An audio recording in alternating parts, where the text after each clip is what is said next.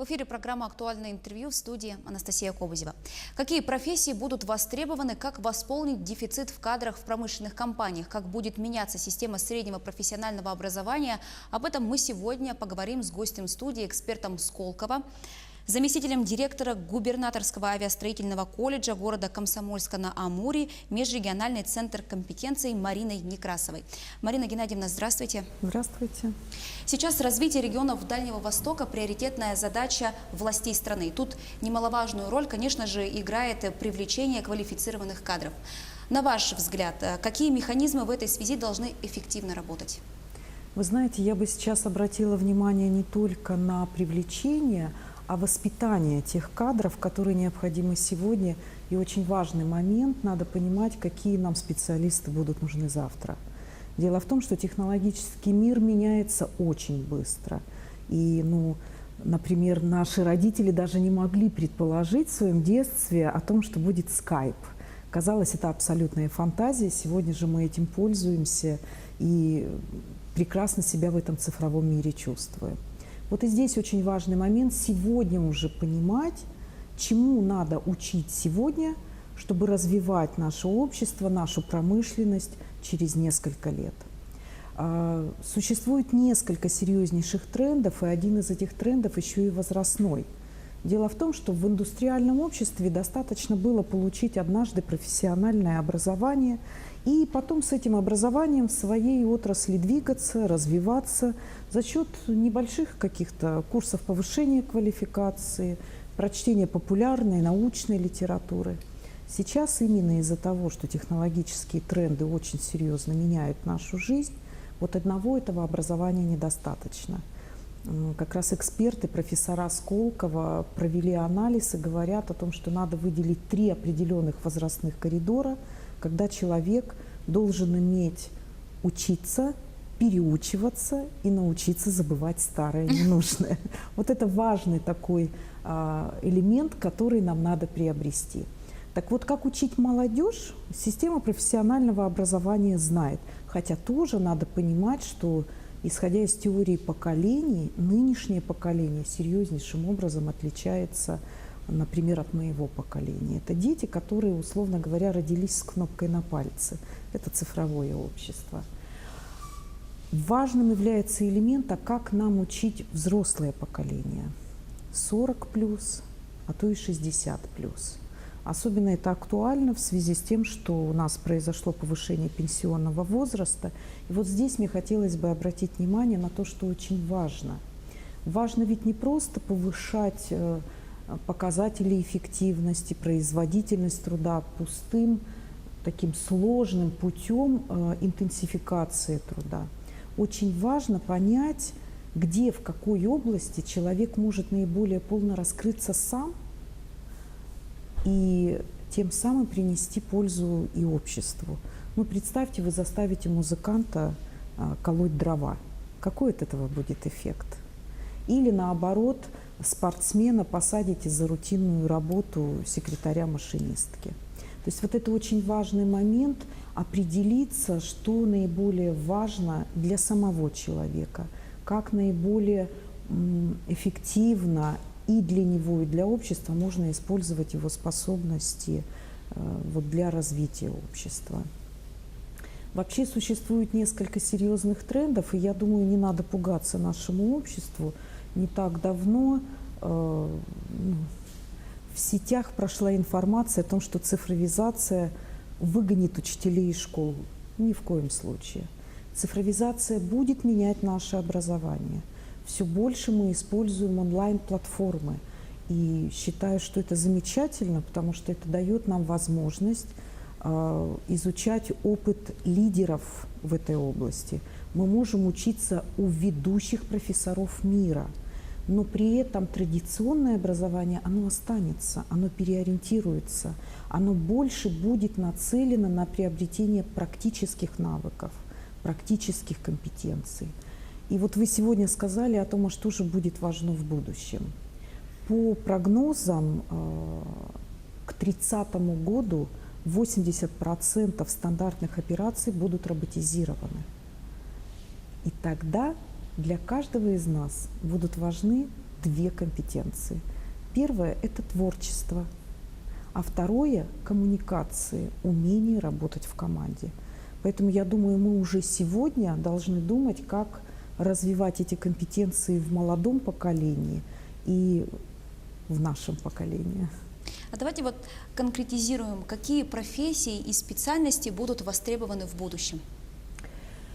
Вы знаете, поскольку я являюсь представителем губернаторского авиастроительного колледжа, могу сказать, что те исследования, которые провели мы в области машиностроения, показывают, что очень востребованными будут аддитивные технологии, это прототипирование, работа с композитными материалами, поскольку они облегчают конструкцию, но при этом ее надежность и прочность не падает. Это роботизация производства и автоматизация. И очень важный вопрос – это использование беспилотных аппаратов. Летательные аппараты. Мало того, поскольку мы работаем с судостроительной отраслью, они тоже работают над созданием безэкипажных судов. Ну вот, на наш взгляд, это наиболее перспективные в технической области, конечно же. Интересный прогноз. А на днях глава Якутии в Южной Якутии заявил, что система среднего профессионального образования должна быть более гибкой. И чтобы отвечать современному спросу на рынке труда. Эта проблема, наверное, не только у нас есть. Да, конечно. И если я снова вернусь к исследованиям школы Сколково, это мировой тренд о том, что мы должны переходить на индивидуализацию образования. Ну, в первую очередь это связано с тем, что в том обществе, в котором мы, индустриальном мире, в котором живем сейчас, необходимо было большое количество людей, умеющих, ну, одинаково, скажем так, выполнять стандартные операции. А поскольку мы переходим вот к более уникальным процедурам, надо уметь учить под индивидуальный заказ. И вот эта гибкость как раз здесь будет проявляться. Во-вторых, очень быстро меняются технологии, поэтому и система профессионального образования должна меняться под них. Она должна понимать, чему надо учить, как надо учить и для кого надо учить.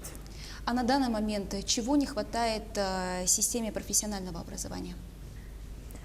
Могу высказать личное свое мнение. Мне кажется, что нам надо занимать не позицию, вот нам сказало министерство, надо готовить этих детей, мы их готовим по образовательному стандарту.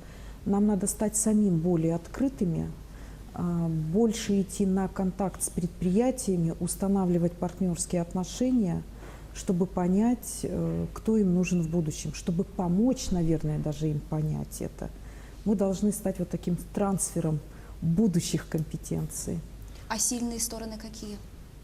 Считаю, что на сегодня система профессионального образования уже отличается своей практикоориентированностью.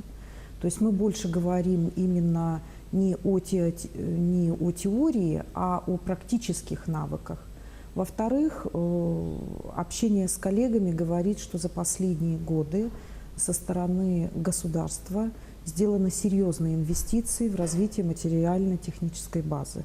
Ну, например, в нашем межрегиональном центре компетенций современнейшее оборудование, на котором мы учим как наших студентов, так и сотрудников промышленных предприятий с целью повышения их квалификации.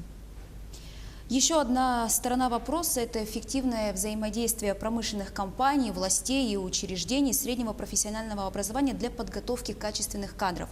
Насколько меняется ситуация в этом направлении? Вы знаете, мы как раз благодаря школе Сколково познакомились с таким термином, как экосистема.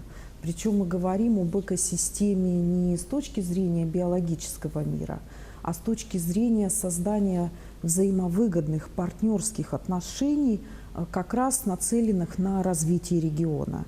И вот здесь мы уже можем отмечать положительные стороны о том, что и власти понимают, что система профессионального образования является таким механизмом экономического роста региона, и предприятия понимают, что мы можем работать совместно.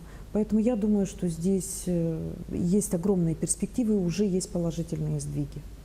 В Якутии на протяжении последних десятилетий наблюдается серьезный дисбаланс в распределении рабочей силы. Поэтому ведется политика привлечения в промышленные компании именно вот сельских жителей. Действуют центры переподготовки кадров, есть успехи, но они не такие значительные. Какие дополнительные меры, на ваш взгляд, здесь необходимы? Как раз над этим сейчас работает школа Сколково здесь, в Якутии, ваши колледжи, техникумы.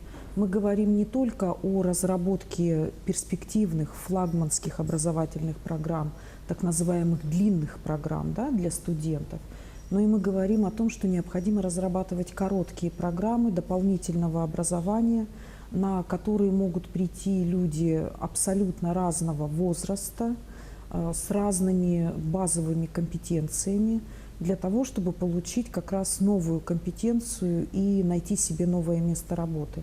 Хотелось бы отметить один важный момент. Сейчас много уделяется внимания формированию сквозных компетенций. То есть не узкая профессия, да, а чтобы человек как раз мог делать смежные какие-то работы. И вот эта важная компетенция — уметь учиться, переучиваться и разучиваться.